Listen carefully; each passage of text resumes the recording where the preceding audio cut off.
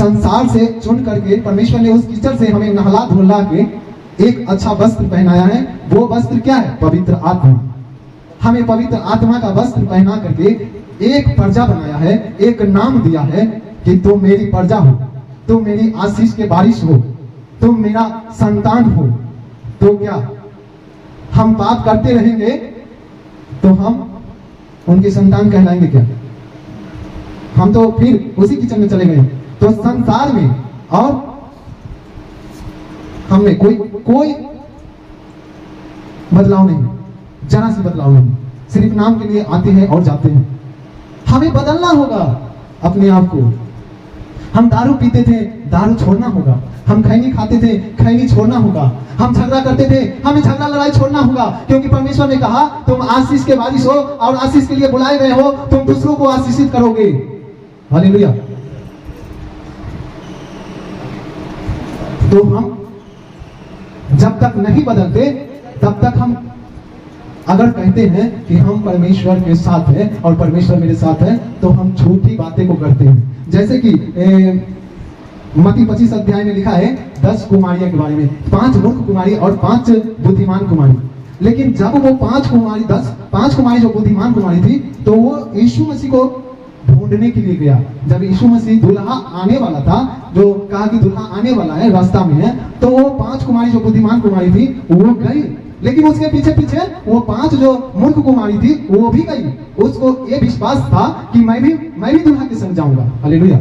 अभी के लोगों को, हमें या दुनिया को यही विश्वास है कि हम भी यीशु मसीह के पास जाएंगे, बादलों पे हम भी उठाए जाएंगे, लेकिन कर्म नहीं करता है। उसी प्रकार वो जो मूर्ख कुमारी थी, जो 5 कुमारियां, उसको भी विश्वास था कि हम भी दूल्हे के संग जाएंगे, लेकिन उसके दिया में तेल ही नहीं था। हालेलुया। उसके दिया में तेल नहीं था। जब दूल्हा की आने की बारी आई, वो क्या किया? दिया मुझ गया, वो सो गई। और जो बुद्धिमान कुमारी थी, उसका दिया जलता ही रह गया। दूल्हा आया, वो अपने साथ ले गया और गेट बंद कर लिया। जब गेट बंद किया, तब मूर्ख कुमारी उठती है और कहती है मेरे लिए दरवाजा खोल दीजिए। हालेलुया। मैं भी आपके साथ जाना चाहता हूं। दूल्हा क्या बोलता है वहां पे? तो मैं नहीं तुम्हें जानता। हालेलुया। क्योंकि तूने मुझे कभी नहीं जाना। यूहन्ना 14 के 15 में क्या लिखा है? जरा पढ़ के सुनेंगे।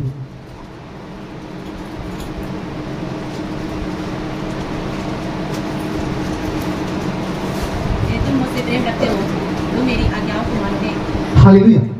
यदि तुम मुझसे प्रेम रखते हो तो मेरी आज्ञा को मानोगे। इसका मतलब हम उनके आज्ञा को नहीं मानते तो हम प्रेम नहीं करते, यीशु मसीह से प्रेम नहीं करते। हम एक झूठी दिलासा देते हैं। जैसे बच्चा एक बच्चा रोता है ना, तो उसे चुप कराने के लिए कहते हैं बच्चा चुप हो जाओ, मैं एक चॉकलेट दूंगा। एक झूठी दिलासा। परमेश्वर को हम झूठी दिलासा देते, प्रभु हम आप पर विश्वास करते हैं, हम आपसे प्रेम करते हैं, लेकिन हम उनकी आज्ञाओं को नहीं मानते।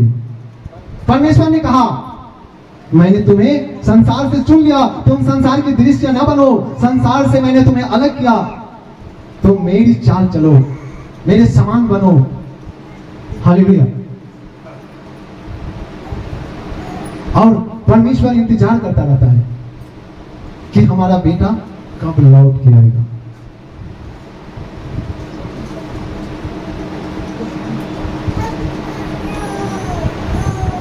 हालेलुया।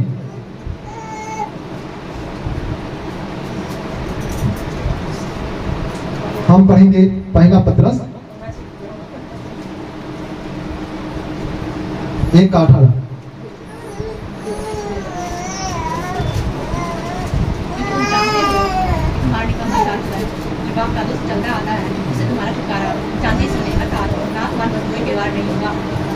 हालेलुया। हमारा जो चाल चलन गंदा है वो हमारे पूर्वज से आ रहा है, लेकिन वो चाल चलन को बदलने के लिए हमारा परमेश्वर यीशु मसीह आया इस दुनिया में, हमें खींच लिया, बोला बेटा आप तो ऐसा चाल चलन मत रखो।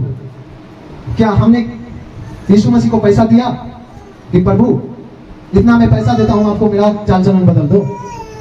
क्या सोना दिया मैंने? नहीं दिया। यीशु मसीह ने क्या क्या फ्री में बदल दिया।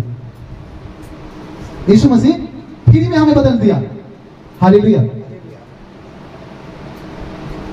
हमारे चाल चलन परमेश्वर देखता है और उन्हीं के अनुसार हमें बदला भी देता है। हम चिल्लाते हैं जब हमारा प्रार्थना नहीं सुनी जाती है तो हम घबरा जाते हैं, लेकिन अंदर झांक के नहीं देखते कि हम कहां से गिरे हुए हैं, हमारा कमी क्या है। हम थोड़ा संसार में मिला रहते हैं, हम मसीह में मिले रहते हैं, लेकिन परमेश्वर ने कहा कि एक बात में नहीं, पूरे बात में बदलो, थोड़ा नहीं पूरे बदल जाओ। हालेलुया। पूरे बदल जाओ। हम एक दूसरे को एक झूठी दिलासा देखते हैं, मुंह की चिकनाई बातें को बोलते हैं, लेकिन हमें अंदर से प्रेम करना चाहिए लोगों को, उनके लिए आशीष मांगना चाहिए परमेश्वर से, जैसे अपने लिए मांगते हैं प्रभु मेरे घराने को उद्धार कर, वैसे ही दूसरे के लिए मांगना है प्रभु इस घर को उद्धार कर जिस घर में मुझे लाया है तू। हालेलुया। स्वर्गदूत जब गलती करता है तो उन्हें भी सजा मिलता है। परमेश्वर सीधे उसके निकम्मे चाल चलन के छोड़ देता है। तो हम तो मनुष्य है, हमें भी परमेश्वर छोड़ देता है।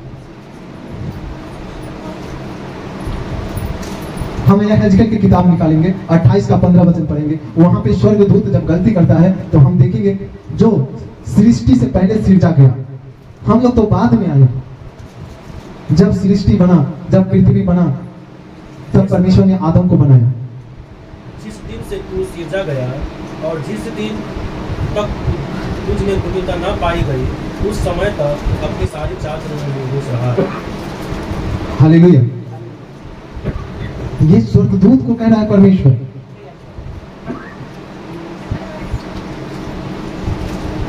कि जब तक वो निर्दोष था, जब तक परमेश्वर की इच्छा पे चला, तब तक परमेश्वर उसको स्वर्ग में रखा।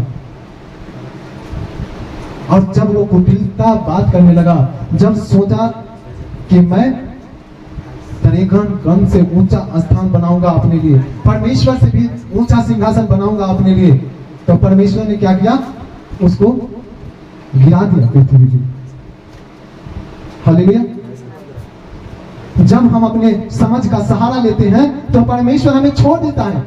ये मत भूल में रहिए आप लोग कि हम पाप करते रहे और फिर भी हमें यीशु मसीह का बेटा बेटी बनने लगे। जब स्वर्गदूत को नहीं छोड़ा परमेश्वर ने, तो हम एक आम इंसान हैं। परमेश्वर हमें एक अवसर देता है, आशा रखता है कि हमारा बेटा बेटी कब मेरे पास लौट के आ जाएगा। हालेलुया। जैसे उड़ाऊ पुत्र की कहानी मेरे जीवन में, आपके जीवन में है। जब घोर अंधकार आता है, जब घोर विपत्ति आता है, संकट आता है, तो आप यहोवा के ओर गिरते हैं, यीशु मसीह के ओर गिरते हैं और कहते हैं प्रभु मुझे बचा लो। हालेलुया।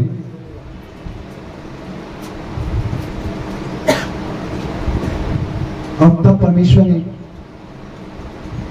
आपको उस समय में भी आपको सहारा देता है, माफ करता है, क्षमा करता है आपको।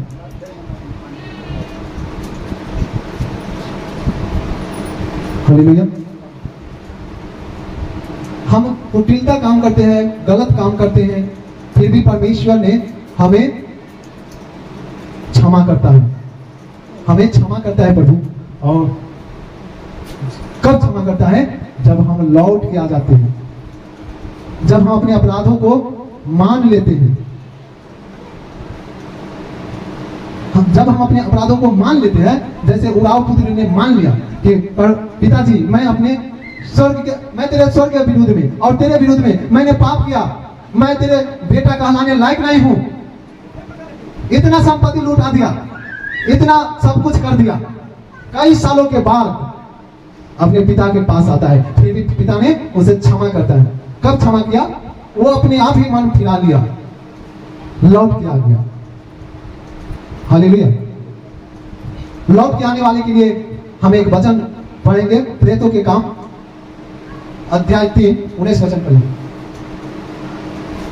इसीलिए मन फिराओ और लौट आओ कि तुम्हारे पाप मिटाए जाए, जिससे प्रभु के मुख सम्मुख से